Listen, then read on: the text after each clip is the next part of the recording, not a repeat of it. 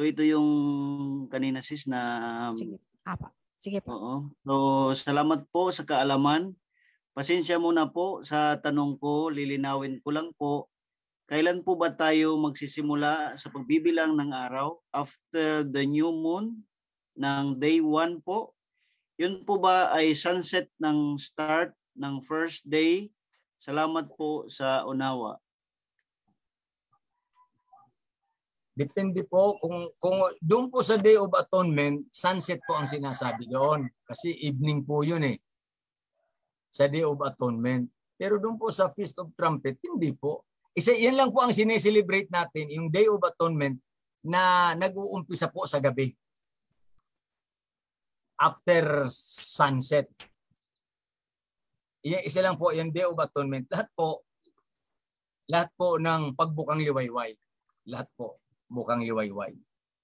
So, yan po mga kapatid, bukang liwayway po maliban sa Day of Atonement. Dahil gabi po yan. After sunset naman po yan. Pag sunset po, yan na. Umpisa na po tayo doon. Depende po yan kung ano ang sasabihin ng Pag-asa, kung anong oras nag-sunset. Pero sa atin, ang kadalasang practice po natin, pag hindi na natin nakikita yung araw, lalo na kung maganda yung panahon, at hindi na natin nakikita ang araw at makikita natin yung araw ay palubog na doon sa kanluran, yun, alam na natin sunset yun. No need for us to consult yung Pag-asa. So, ganun lang po kapatid. Yun lang po. So, siguro, masabihan din si kapatid na ang ating pong sinusunod, yung Mosaic calendar po, hindi po yung itong Gregorian calendar na pinasunod po nung mga Babylonian teachings. Hindi po yan. Kaya makikita po natin, itong taon na ito, nag-start tayo September 1st, ang bagong taon natin. The other year, March 14 po. Dapat maging kuwan po tayo. Yan, meron na po ba tayong sariling kalendar? May system na. Mangyayari po yan sa susunod. Pero ang calendar yata natin, hindi pwedeng i-advance. Kasi nagre-refer po tayo doon sa new moon. Yung lunar calendar po tayo. Hindi po pwedeng pangunahan natin yung kasi hindi natin alam kung kailan talaga ang eksaktong labas. Maliban na lang kung siguro mayroon ng sophisticated equipment that can predict doon sa paglabas ng buwan. So, kaya siguro isa ito sa mga dahilan kung bukod doon sa mahirap sundin ang lunar calendar, kung tawagin niya rin Mosaic calendar, kaya pinalitan ng mga Babylonian ito. Bukod doon sa mahirap sundin, nagawa pa nila na maalis o kaya mailigaw tayo. Isa yan sa mga nakikita kong dahilan kung bakit nila ililigaw tayo para hindi tayo makasunod doon sa tamang pagsamba. Yan po kapatid ang pinaka most likely the reason behind kung bakit po nila yung ginawa, pinalitan nila. Salamat po kapatid dun sa iyong katanungan. Maraming salamat question, po. Please. Mahal na hari. Magandang umaga po, mahal na hari. Ano nga ulit yung question, please? Ito po, mahal na hari. Pakibasa ulit. Happy Sabbath po, mahal na hari. Yun po tungkol sa pagbibilang po ng kailan po ba tayo magsisimula ng pagbibilang ng araw? After ng new moon ng day 1 po, yun po ba ay sunset ang start ng first day? Salamat po sa Yun po, mahal na hari. Ang tinatanong niyang first day? First day of the year or first day of the what?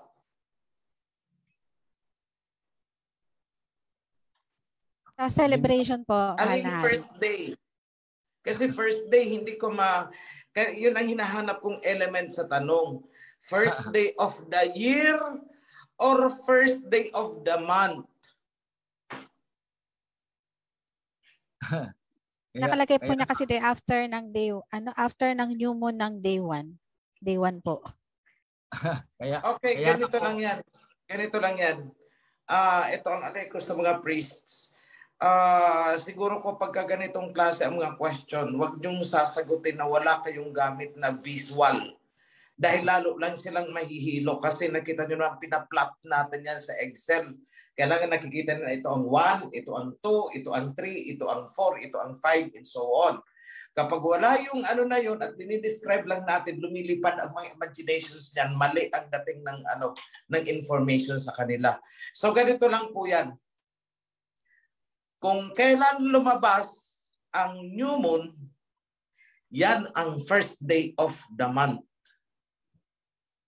So that is considered as day 1 of the month.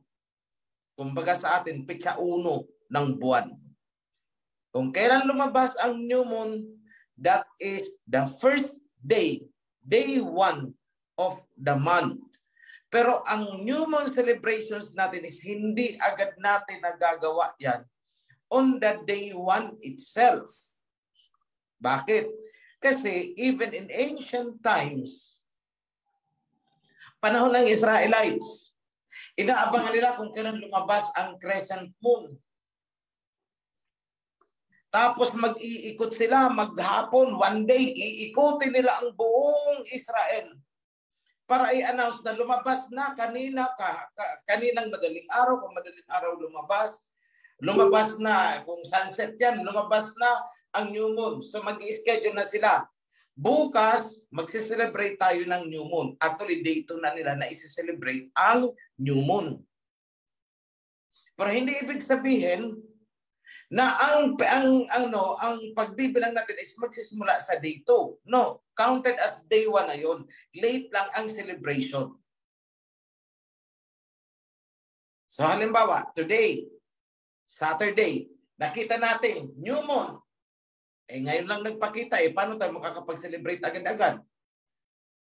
So, mamarkahan na natin itong today, kung lumabas na mamayang sunset, alas 7 ng gabi, alas 8, alas 9 ng gabi, nakita natin.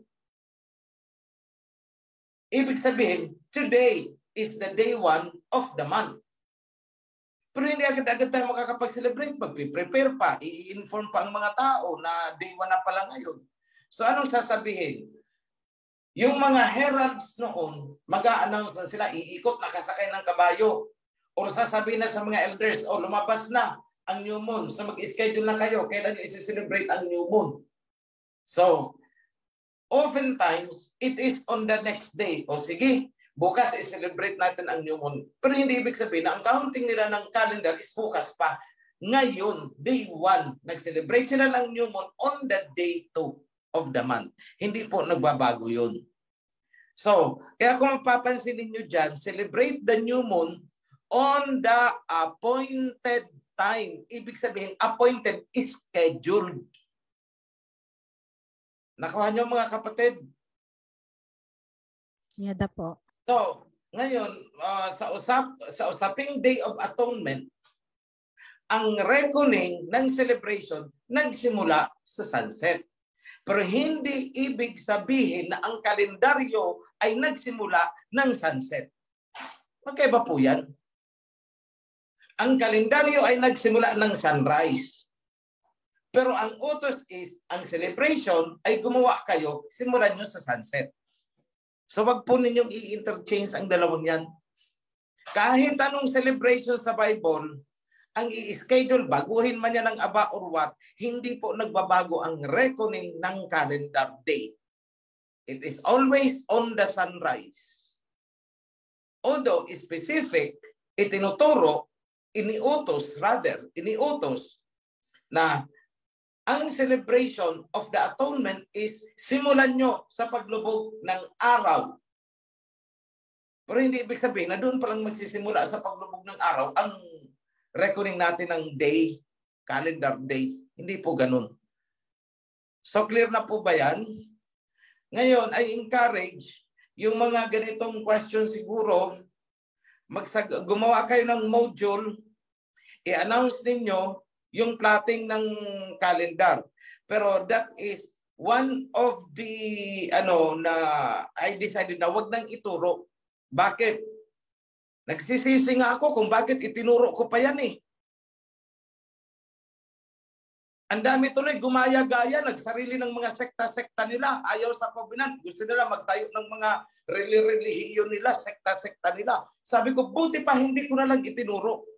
Hindi naman pala sa totoong dapat paggamitan ng kaalaman, ang inaituro ko gagamitin. Ginamit sa kung ano-anong purpose, which is taliwas sa covenant. Kaya kung tatanungin ako, buti pa itong sina Rovi Celeste sa Cebu ay hindi natuto. Dahil gagamitin lang pala nila sa hindi maganda.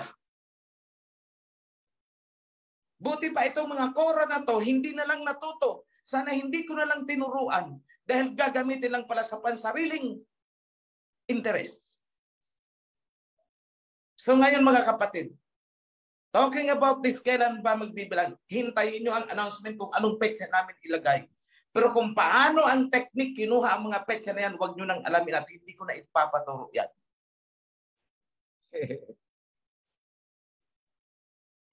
Noted po. The knowledge has come into the wrong hands. So hindi ko na ipapaturo yan. In fairness na nagtanong ha, I know you are curious. Hindi ikaw ang pinatutungkulan ko dito. But this is, ang sinasabi ko dito is yung na-experience ko. Na-experience namin. So ang tuturuan ko yan, 1 or 2 persons or 3 persons na lang. Then ipaplat nila sa calendar. Kung anong petsa pili natin na yun na yun. Huwag nyo nang tanungin kung paano ninyo na-determine ito. Because we will no longer reveal. So many revelations ang ilalabas ko pero hindi ko nasasabihin kung paano nakuha yan. Just take it or leave it.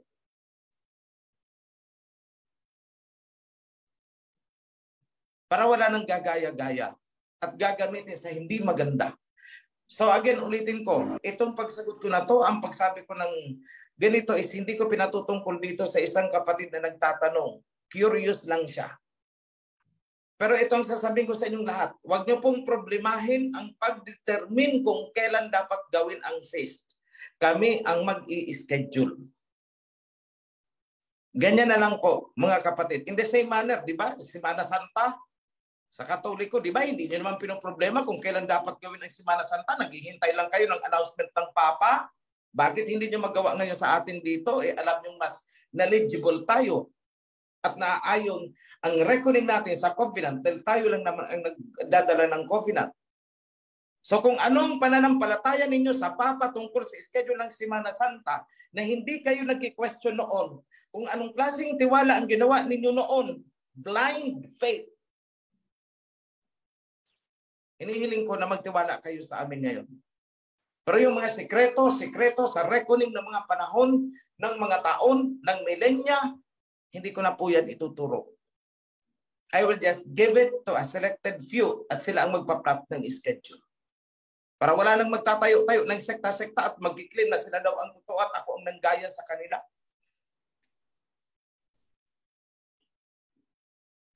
Marami pa silang naloko eh. Ang dami pa nilang nadaya. Sila na daw ang tama at ako na daw ang peke. Sila na ang originalan. Ako ang peke. Pero simpleng tanong, nasaan sila nung wala pa ako? Sana maging kayo, mga baguhan. Kapag nakarinig kayo ng paninira tungkol sa akin o tungkol kanino man sa mga priesthood, sagutin nyo na lang, kayong mga naninira, nasaan kayo nung wala sa OHC? Meron dyan, ang lakas ng loob, ginawan pa ng istorya, na ako daw ay utusan lamang at yung original daw na nagdidikta ay kasamahan nila. Ako daw ay spokesperson lang at ako na daw ay naging bida.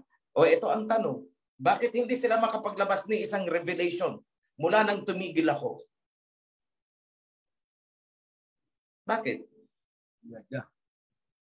Bakit hindi sila mag-release ng revelation? Kumbaga naandyan sa kanila yung totoong OHC. Bakit hindi sila makapaglabas kahit ni isang komento tungkol sa mga nangyayari sa mundo?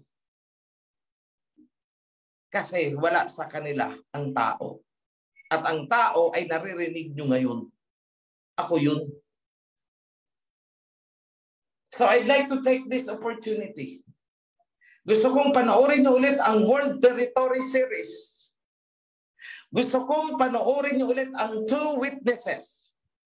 At panoorin niyo kung ano ang nangyayari ngayon sa geopolitics. Sinabi ko noon na itong mga peke na Israelites na mga kano-kano ang itsura at mga asul-asul ang mata na umagaw sa Jerusalem ngayon, the fake Jews, ay palalayasin dyan. So, dulang madurog ang Jerusalem, palalayasin dyan. Bakit? Sinabi ng Messiah na walang bato na maiiwan sa kapwa bato kapag nirecover na ang Jerusalem. Guguho lahat yan. Bakit? Mapupulbos yan eh. And I said, marami nagtanong sa akin noon, sino ang babawi niyan? Sagot ko, nandyan ang two witnesses. Sila ang mangunguna niyan. Nandyan ang Russia, nandyan ang China.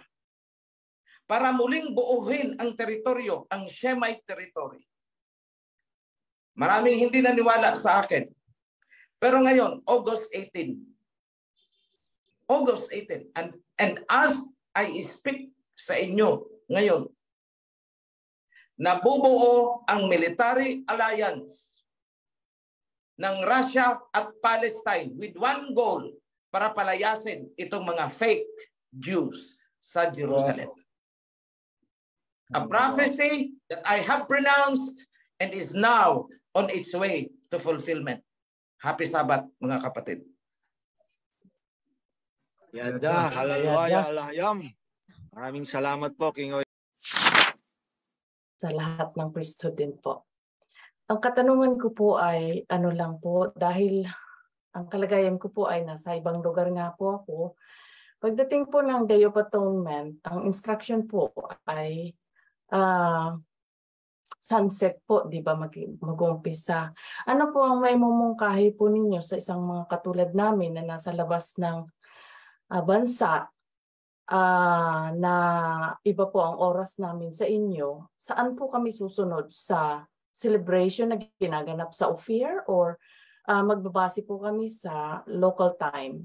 Yun lang po. Sundin nyo local time sa inyo kung kailan ang sunset sa inyo because that is the reckoning of the Abba.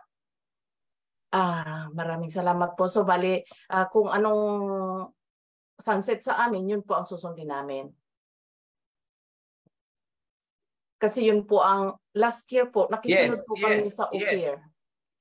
Yes, sundin ninyo kasi at the time nang binigay ang ang kautusan na yan, hindi pa naman alam ng mga Israelites. So ang utos ay ibinigay ayon sa alam na Israelites kung paano mag-reckoning. Hindi pa alam ng mga Israelites noon nung binigay yan na kapag araw sa kanila is gabi pala dito sa atin. Pero ibinigay ang kautusan na yan, so let us just follow it as is. Meron po muna akong mabasahin na ito po siguro ay marahil ay request. Yung tungkol po ito sa mga nagtatrabaho po kasi, bali, kung pwede daw po na magpaskil ang priesthood ng listahan ng paparating na feast na may date at kasamang starting time kasi po sa aming mga empleyado para po maiplano ang aming mga ipafile na vacation leave. Katulad po sa DOA. Yun po ang request po. Okay, sis, let me answer that. Ang ipa-file ninyong leave, kung maaari lang, isama na ninyo yung araw ng sunset. Halimbawa, mamayang gabi, magsa-sunset, magsisimula yung atonement, isama nyo na itong araw na to sa inyong leave hanggang bukas. Kasi baka mamaya, mag-i-start ng sunset, mamaya, itong araw na to ang i-final ninyo ng leave. So, paano yun? Bukas, obligado kayong mag-report sa trabaho. Ikasagsagan yun nang wala kayong kain. So, kung yung bukas lang ang i-file ninyo ng leave, at kayo ay magtatrabaho pa today, then ang alam ninyo, mamaya, sunset pa magsisimula, baka kapusin kayo ng oras, nasa kalsada pa kayo, sunset na. So yan lang po mga kapatid ang ang advice ko diyan. So we have a date for that already.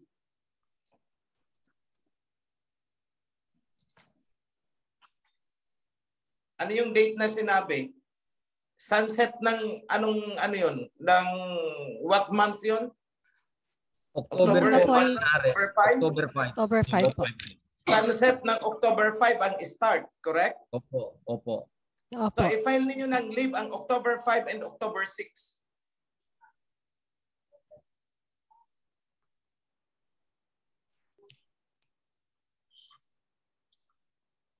Okay po. Take Kasi note po mga mag-start kapatid. kayo sunset of October 5.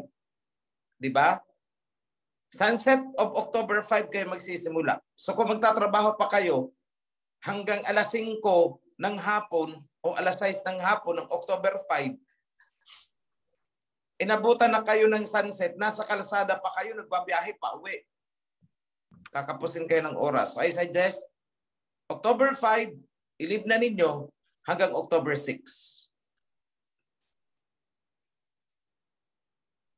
Okay po. I hope that's clear. Yung two witnesses, 6, yun daw ang ipi-play. Series po yun. Series yun. Para maintindihan nyo na rin ang world territory kasi hindi nyo maintindihan ang galaw ng two witnesses kung hindi nyo naintindihan ang world territory. Okay, If I habang may ask hinahanda you, po. if I may ask everyone,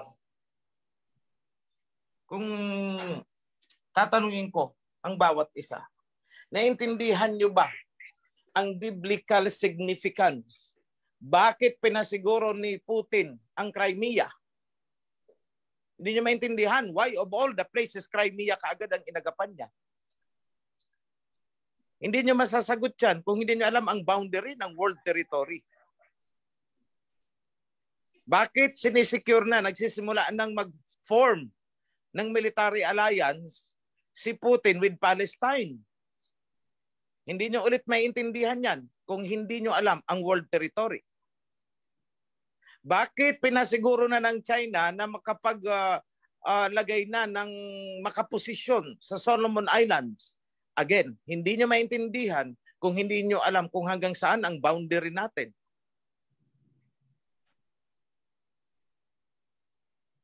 So you need to understand yung world territory natin kahit napaka-boring na subject matter yon, napaka-boring na topic. Pero kailangan nyo maintindihan ang world territories. Kapag naintindihan na ninyo, na-define na ninyo kung hanggang saan umaabot ang sinasabing Eden, the land of Eden is the land of Asia. Pag hindi nyo naintindihan kung hanggang saan talaga ang jurisdiction ng Asia, hindi nyo maintindihan ang galaw ng two witnesses. Hindi nyo maintindihan kung bakit ganyan ang galaw ng Russia and China.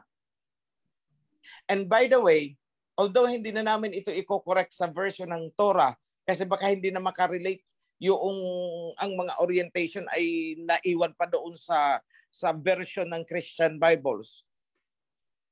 Di ba ang Russia and China is actually said to be a witness? Pero kung titingnan nyo, hindi talaga witness eh. Judge. Reckoning. Di ba? Anong ginagawa ng China at saka Russia? Right and left, kinokondemn nila ang mga ginawa ng mga Japhetites. Yung mga colonizations na ginawa nila in the past. Right and left, kinokondina nila ngayon. Ini-inventory na nila. Ito, mula ng panahong ganito, ito ang mga ginawa ninyo. Ganitong taon, ito, hanggang sa presente, ito ang gusto ninyong gawin. Well, hindi na namin papayagan yan.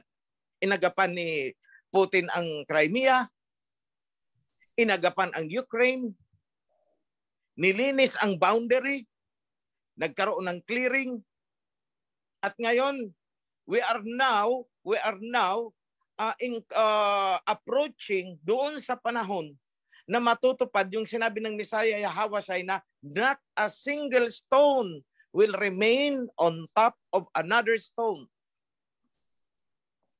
Lahat yan ay mawawasak. Kaya kayong mga nasa Judea, lumikas kayo pagdating ng panahon na yan. Huwag na kayong lilingon para kumuha ng gamit. Umalis na kayo. Putin is now preparing for that. So who is Putin and who is Xi Jinping? Or any president na magti-take over ng kanilang posisyon. Who are they? They are the appointed judges to condemn. Ang witness hindi nagko-condemn eh. But now, these two nations of Asia is condemning anong ginawa ninyong mga colonizers noon. Iniisa-isa na nila. And by the way, Africa is aligning with Putin.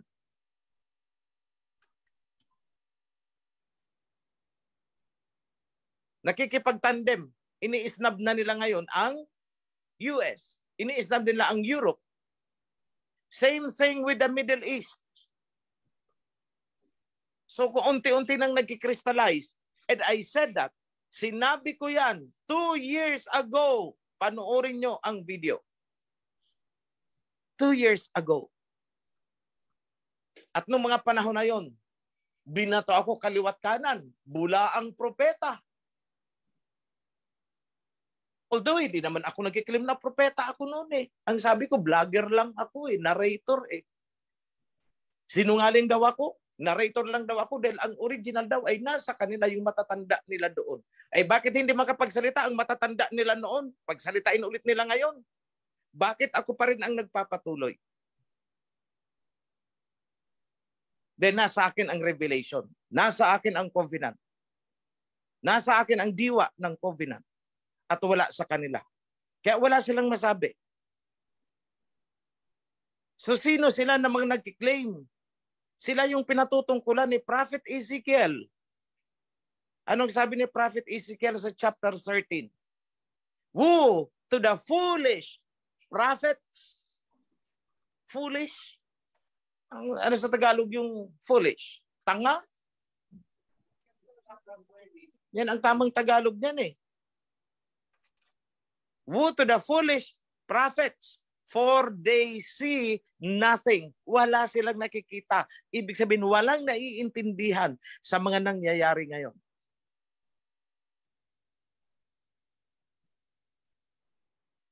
Wala.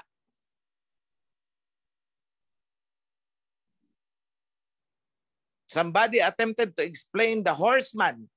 Hindi nila naintindihan. Somebody attempted to explain yung isisilang ng babae na nadadamitan ng araw. The woman clothed with the sun and the moon is under her feet. In travail of giving birth. Hindi lang naintindihan yan. Ano yung ipapanganak ng woman na inaabangan ng dragon?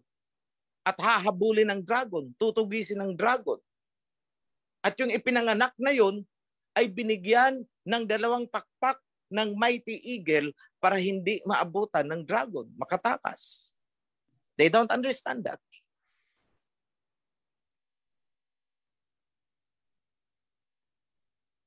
So sa akin lang, ito mensahe ko para sa mga baguhan. Huwag kayong magpapaniwala sa matatamis na dila. Mga pananalita na para kang inihihele dahil napakagiliw. Huwag po kayo maniniwala dyan.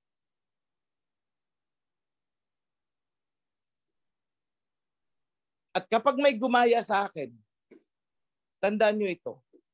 Kapag hindi ganito ang tunada ng salita, hindi ako yan. Know my voice. Kilalanin nyo ang boses ko. Para kahit hindi nyo makita, alam ninyo kung ako yan.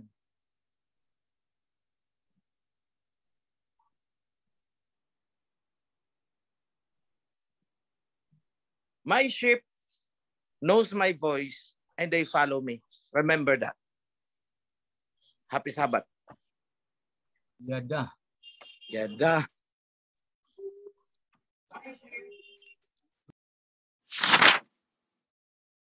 Mapagpalang umaga po. May tanong po ako. Nalaman ko kung gaano kahalaga ang 3 feast. So kung gaano kahalaga ang 3 feast. Ganito po ang tanong ko. ano po ang dapat kong gawin kasi ako'y ordinary lang po na kawan na tagasunod. Walang sapat na income, ganun din asawa ko, pero gumagawa po ng paraan para makasunod tulad ng mahalagang fest. Ano po ang gagawin ko or uunahin ko? Alam ko po na both mahalaga pero ang pamasahe ko po ay kukulangin dahil almost 1K. So medyo malayo siguro ito kapatid. At saka 2 days ay fest ng trumpet na po. Ako po ay may mali sa pagtanong ko din po ito. Salamat po. Be blessed. So ito po yung katanungan aming Priest Hill. Priest Hill. So Opo. Ano daw? Ano daw ang kanyang kan? Gaano po kahalaga ang 3 feast po, Priest? Ay, hindi na po sana tinatanong yun kasi di ba kanina na nalaman na natin na napakahalaga lahat ng mga priest na lahat po ng mga feast na yan, yung appointed feast ng ating Abayahawa ay napakahalaga niyan. Kaya lahat po yun, hindi na kailangan itanong yan kung gaano kahalaga. Napakahalaga. Mayroon nga po doon, di ba? Na yung nga lang gumawa ka, ikaw ihihiwalay ka na sa sambayanan ng Abayahawa. Ganun po kahalaga yun. Doon sa feast, ay doon sa Day of Atonement, at pag ikaw gumawa niyan, ikaw ihihiwalay ka. Napakahalaga po. Kung yan po ang tanong niyo kung gaano kahalaga. Napakahalaga. Opo. Para bang parang buhay kamatayan yan. Priest na yan. Opo. Malari. Sige po. Ito ang sagot ng diwa ng covenant sa tanong na yan. And the word was made flesh and tabernacled among us. Yan na.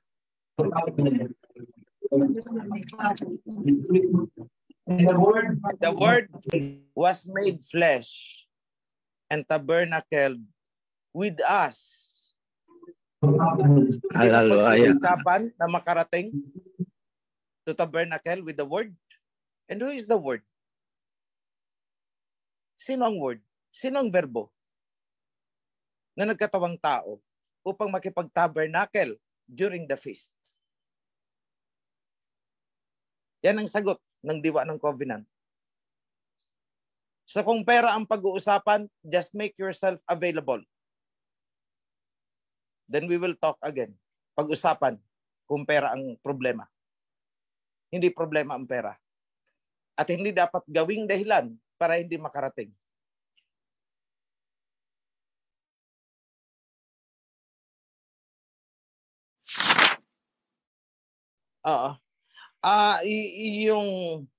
Yung world territory, panonoorin nyo yan on separate day. Mahaba po yan, series yan, 7 videos yan. Yung sinasabi kong i-show nyo is yung report of the Russia na nakikipag-isa sa Palestine. That's only 5 minutes.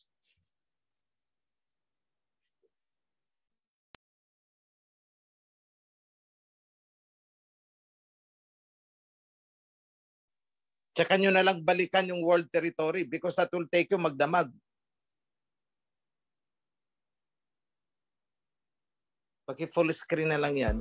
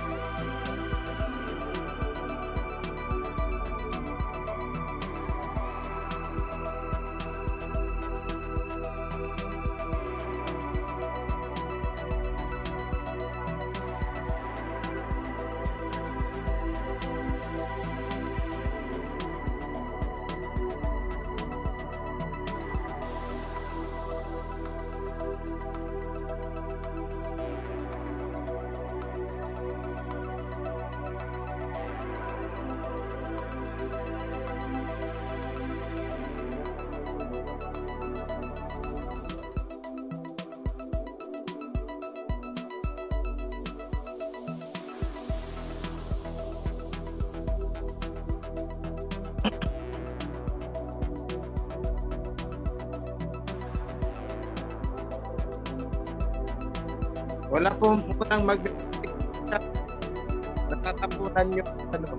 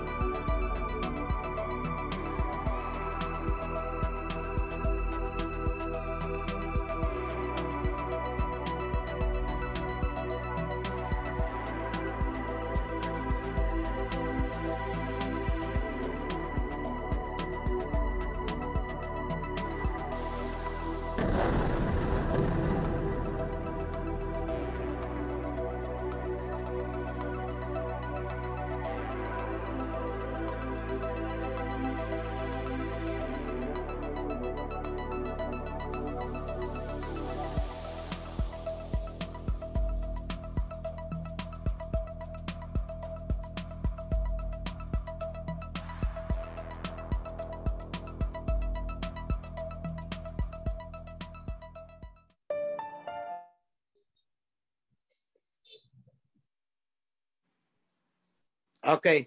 So, maintindihan nyo yan na current event na nangyari. Ito lang yan. Barely a few days ago. Reported August 18, I guess. Check nyo na lang sa sa YT. Bigay nyo ang link. So, maintindihan nyo lang yung mga galaw na ganyan.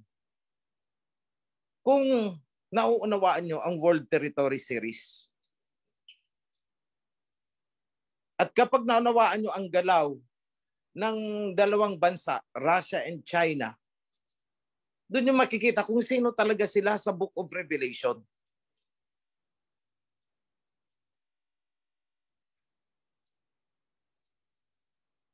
So, importante po yan, mga kapatid. Just to prove, para mapatunayan ninyo sa inyong sarili na lahat ng sinabi ko noon ay hindi gawang akin lamang. All of those are revelations to prepare you para maihanda kayo sa mga susunod ko pang mga instructions na dapat yung gawin. So ako'y laging nakamonitor. Yung mata ko ay umiikot.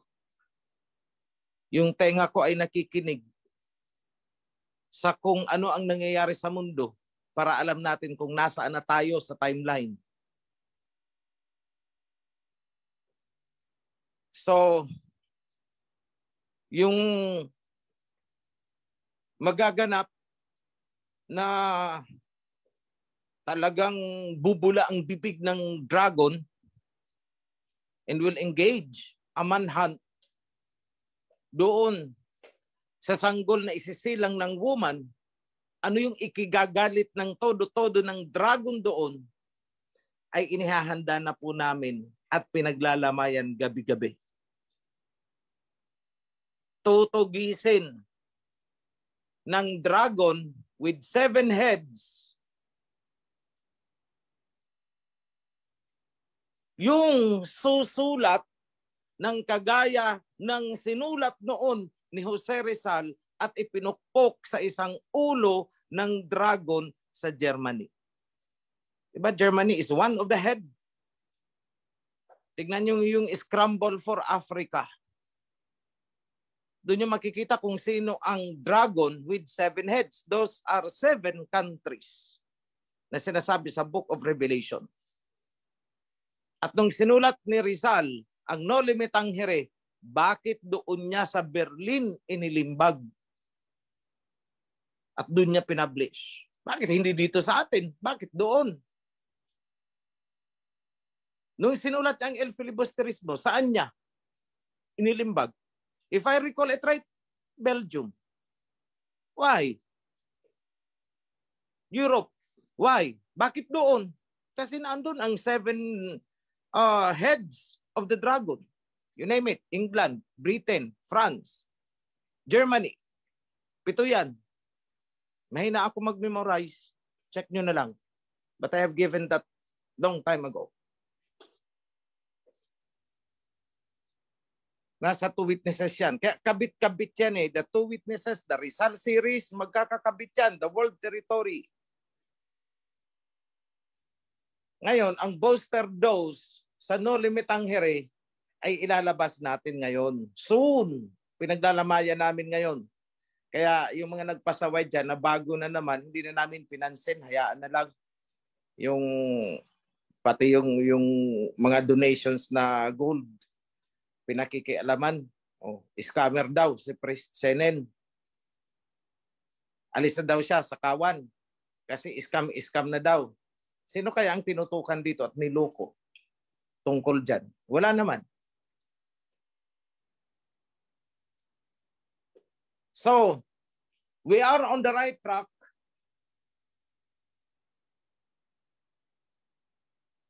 The rider of the white horse will soon mount the horse to deliver the dose na kagagalit ng dragon with 7 heads. Unang magre-react dyan, Italy, the Vatican. Pupusta ako pag hindi. Bawal mag-bet eh. Walag nang pustahan. Let me just restate my word. My point is, what I mean is, I assure you na mangyayari yun. Kagaya ng mga una kong sinabi nun, nangyayari ngayon. Nung winarningan ko ang Myanmar, pinasaringan ko din ang Taiwan. O sige, kumalaban kayo. Baka mamaya yung mga Taiwanese na yan sumakay ng balsa papunta sa Batanes. That could happen. So, when the nations are crying for peace, peace, peace, all of a sudden, destruction will come.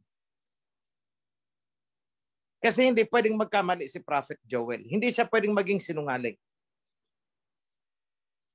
Na there will be a reckoning. Joel chapter 3. And while there is this reckoning, mangyayari din yung pagbangon ng kingdom. And here we are. Bumabangon. See, where we are in the Bible. Nasaan tayo? Hindi yan puro claim. Then nagmamanifest sa physical reality. Di ba anong sabi ng kasulatan? Paano mo daw makikilala ang bulaang propeta sa totoong propeta? Napakadali. Kapag ang sinasabi niya ay hindi nagkakatotoo at malayo sa katotohanan, bulaang propeta yan. So far, ako'y nagpapasalamat sa Aba. Dahil ang mga salita ko ay hindi niya hinayaang bumagsak sa lupa. Upang ako ay maging bulaang propeta. Hindi ko kiniklaim na ako'y propeta. Sinasakyan ko na lamang yung kanilang pambabatikos na ako'y bulaang propeta. Pero lahat ng sinabi ko, ayan na, nagkakatotoo na. Russia and China, along with other countries in Middle East, will fulfill the word of Messiah Yahawashi. Not a single stone will remain on top of another stone in Judea. Pupulbusin yan.